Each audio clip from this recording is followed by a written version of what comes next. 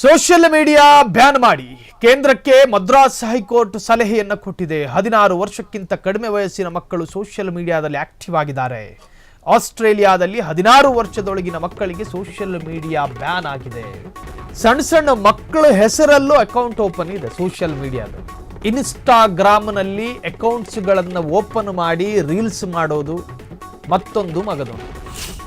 ಸಣ್ಣ ಮಕ್ಕಳ ಜೊತೆ ನಿಮ್ಮ ಹೆಸರೇನಪ್ಪ ಅಂತ ಕೇಳಿದ್ರೆ ಸೋಷಿಯಲ್ ಮೀಡಿಯಾದಲ್ಲಿ ಒಡೆದು ನೋಡಿ ಬರುತ್ತೆ ಅಂತ. ಭಾರತದಲ್ಲೂ ಅಂತಹದ್ದೇ ಕಾನೂನು ಜಾರಿಗೆ ತರುವ ಸಾಧ್ಯತೆ. ಪರಿಶೀಲನೆ ನಡೆಸುವಂತೆ ಕೇಂದ್ರ ಸರ್ಕಾರಕ್ಕೆ ಮದ್ರಾಸ್ ಹೈಕೋರ್ಟ್ ಸೂಚನೆಯನ್ನು ಕೊಟ್ಟಿದೆ. ಅಪ್ರಾಪ್ತರು ಸೋಷಿಯಲ್ ಮೀಡಿಯಾದಲ್ಲಿ ಸುಲಭವಾಗಿ ಎಲ್ಲವನ್ನೂ ನೋಡಬಹುದಾಗಿದೆ. ಅಶ್ಲೀಲ ವಿಡಿಯೋಗಳಿಗೆ ಒಡ್ಡಿಕೊಳ್ಳುತ್ತಿರುವುದನ್ನು ತಡೆಗಟ್ಟಲು ಆಸ್ಟ್ರೇಲಿಯಾ ಮಾದರಿ ಕಾನೂನನ್ನು ಭಾರತದಲ್ಲಿ ಪರಿಗಣಿಸಬೇಕು.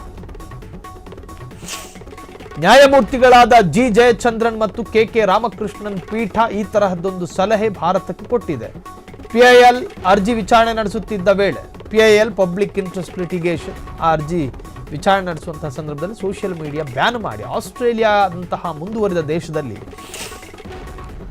16 ವರ್ಷದ ಒಳಗಿನ ಮಕ್ಕಳಿಗೆ ರಿಸ್ಟ್ರಿಕ್ಷನ್ ಇದೆ. ಸೋಷಿಯಲ್ ಮೀಡಿಯಾ ಬಳಕೆ ಮಾಡೋ ಹಾಗಿಲ್ಲ. ಅಲ್ಲಿ ಸ್ನ್ಯಾಪ್ಚಾಟ್ ಅಲ್ಲಿ ನೋಡಿ, ಸ್ನ್ಯಾಪ್ಚಾಟ್ ಓಪನ್ ಮಾಡಿ ಸೋನು ಗೌಡನ್ ನೋಡ್ತೀನಿ ಅಂದ್ರೆ ಆಗಲ್ಲ. ಅಲ್ಲಿ ಟಿಕ್ ಟಾಕ್ ಓಪನ್ ಮಾಡಿ ರಾಗಿಣಿನ ನೋಡ್ತೀನಿ ಅಂದ್ರೆ ಆಗೋದಿಲ್ಲ ಆಸ್ಟ್ರೇಲಿಯಾದಲ್ಲಿ. ಅಂದರೆ 16 ವರ್ಷದ ಕೆಳಗಿನ ಮಕ್ಕಳಿಗೆ ಸೋಷಿಯಲ್ ಮೀಡಿಯಾ ಬ್ಯಾನ್ ಆಗಿದೆ. ಇಲ್ಲಿ ನಾವು ಒಂದು ರೀಲ್ಸನ್ನು ನೋಡ್ತಿರ್ಬೇಕಾದ್ರೆ 108 ರೀಲ್ಸ್ಗಳು ಸ್ಕ್ರೋಲ್ ಮಾಡ್ತಾ ಮಾಡ್ತಾ ಒಂದೊಂದಾಗಿ ನೋಡ್ತಾ ಇರ್ತೀವಿ. ಬೆಳಿಗ್ಗೆ 10 ಗಂಟೆ ಕೂತವನು 12 ಗಂಟೆವರೆಗೂ ಅದೇ.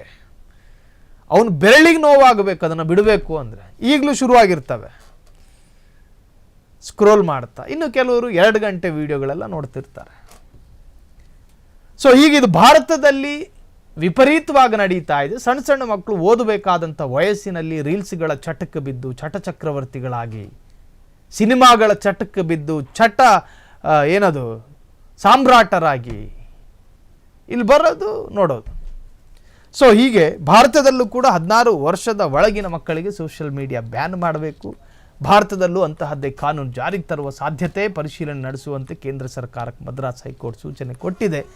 ಅಪ್ರಾಪ್ತರು ಸೋಷಿಯಲ್ ಮೀಡಿಯಾದಲ್ಲಿ ಸುಲಭವಾಗಿ ಅಶ್ಲೀಲ ವಿಡಿಯೋಗಳಿಗೆ ಒಡ್ಡಿಕೊಳ್ಳುತ್ತಿರುವುದನ್ನು ತಡೆಗಟ್ಟೋದಕ್ಕೆ ಆಸ್ಟ್ರೇಲಿಯಾ ಮಾದರಿ ಕಾನೂನನ್ನು ಭಾರತದಲ್ಲಿ ಪರಿಗಣಿಸಬೇಕು ಅಂಥೇಳಿ ನ್ಯಾಯಮೂರ್ತಿಗಳಾದ ಜಿ ಜಯಚಂದ್ರನ್ ಮತ್ತು ಕೆ ರಾಮಕೃಷ್ಣನ್ ಪೀಠ ಪಿಐಎಲ್ ಅರ್ಜಿ ವಿಚಾರಣೆ ನಡೆಸುತ್ತಿದ್ದಂತಹ ವೇಳೆ ಈ ಅಭಿಪ್ರಾಯವನ್ನು ವ್ಯಕ್ತಪಡಿಸಿರುವ ನ್ಯಾಯಾಧೀಶರು ಇನ್ನು ಭಾರತದಲ್ಲೂ ಕೂಡ ಆ ತರಹದ್ದೊಂದು ನಿರ್ಧಾರಗಳು ತಾಳುತ್ತಾ ಅನ್ನೋದೇ ಈಗ ಜನರಿಗಿರುವಂತಹ ಪ್ರಶ್ನೆ.